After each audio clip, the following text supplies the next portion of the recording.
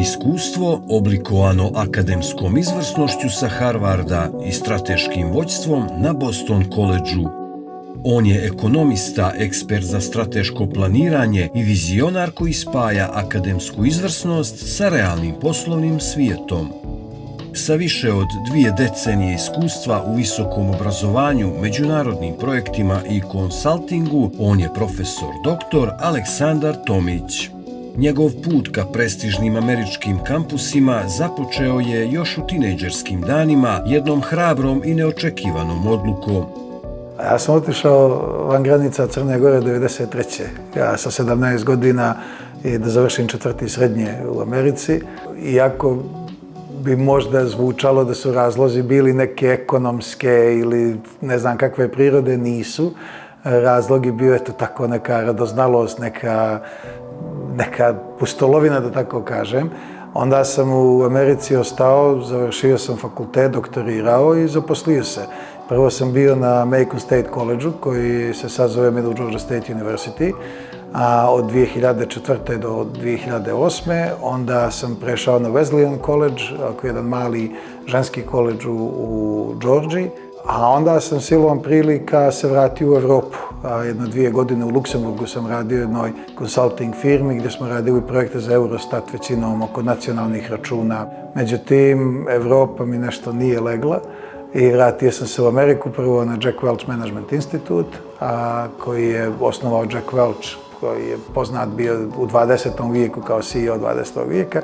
Ta pustolovina pretvorila se u zavidnu karijeru. Danas profesor dr. Aleksandar je prodekan za strategiju, inovaciju i tehnologiju na čuvenom Boston Collegeu. Tamo sam prodekan za strategiju, inovaciju i tehnologiju na Woods College of Advancing Studies. Tako sam na Boston Collegeu zadnjih 10 godina. Posao na Boston Collegeu bio više administrativno, posao dizajnja tih programa, nalaženje profesora, osmišljavanje programa i tako dalje.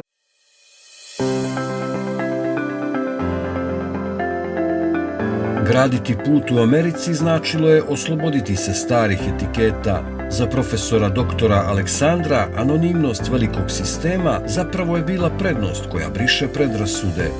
Naši ljudi u Americi će vam uvijek reći niko ne zna gdje je Crna Gora. U najboljem slučaju misle da je Urugvaj, da je Montevideo, kad se kaže Montenegro, ali to je u neku ruku i da kažem i prednost, jer onda nema neke nema nekakve stereotipe, jer ne zna ni ko ste ni odakle ste. I u Americi je to dosta interesantno, jer vam je data neka prilika i stvarno nema veze odakle ste. U Evropi je malo drugačije ipak. U Evropi ipak znaju gdje smo i ko smo i onda malo se to osjeti, ali opet ni to ne mogu da kažem. I kad sam bio u Luksemburgu, ja sam primijetio da ipak mene malo drugačije tretiraju nego naše ostale imigrante zbog te neke, kažem, tog naučnog dijela.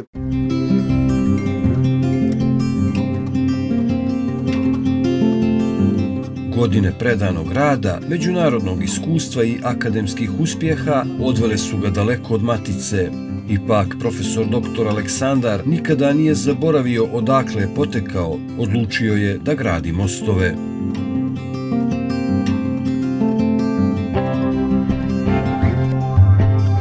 Kroz konkretnu saradnju sa Ekonomskim fakultetom Univerziteta Crne Gore doveo je crnogorske studente i profesore u Boston.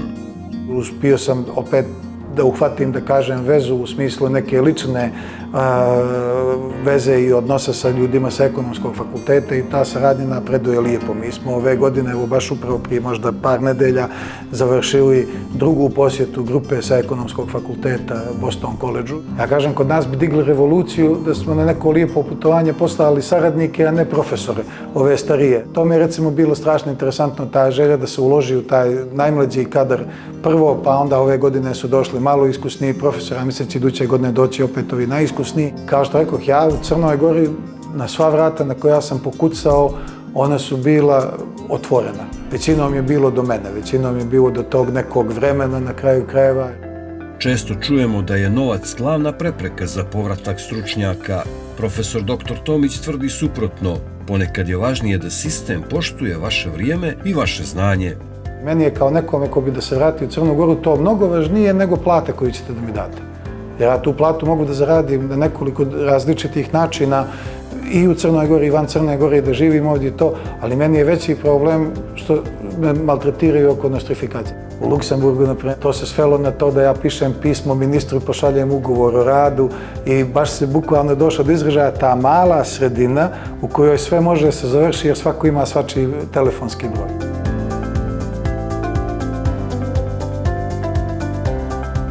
Njegova vizija za Crnu Goru ide dalje od pukog povratka dijaspore.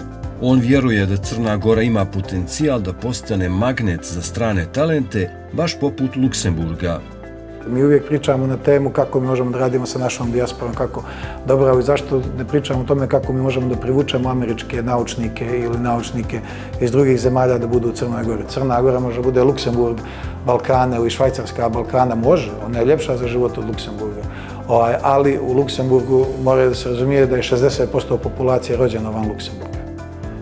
U Švajcarskoj je 35% populacije rođeno van Švajcarske. Samo u Americi pogledajte Intel, Andy Graf koji je Mađar, Sergej Brin koji je Rus, koji su digli Google i to tako da ovdje postoji potencijal. Moramo da vidimo kako da stvorimo ambijent za nekoga ko nije vezan za Crnu Goru, da se u toj Crnoj Gori osjeća dobrodošlo. Da se napravi taj skill-based emigracija i da to gura državu naprijed. Za kraj, profesor dr. Tomić ima jasnu, pragmatičnu poruku za kolege u dijaspori. Nije cilj glumiti spasitelje iz daleka, već praviti male, konkretne korake. Pa ovako, ja se lično ježim malo na naučnike iz dijaspore da pokreću društvene promjene po Crnoj Gori. Jedina poruka je da se komunicira sa Crnom Gorom, da se komunicira i da se malo potisne sujeta. Svi bi mi u neku ruku voljeli da nas dočekaju kao neke mesije koje prepoznaje teren, da tako kažem. Dosta ljudi prvi put kad se neđe zakucaju, oni nekako rezignirano dignu ruke od Crne Gore. I ako ih neko iznervira prvi put, da malo se potrude i da nađu nekoga s kim mogu da rade i da malo više se fokusiraju na taj neki šta mi konkretno možemo da uradimo, da u suštini napravimo od jedne grudve, da napravimo neku lavinu. U Crnoj Gori ima fantastičnog kadra i fantastičnih ljudi raspoloženih za saradnju kojih se ne bi postidio ni jedan univerzitet u svijetu. A mislim da to nije uvijek prepoznato.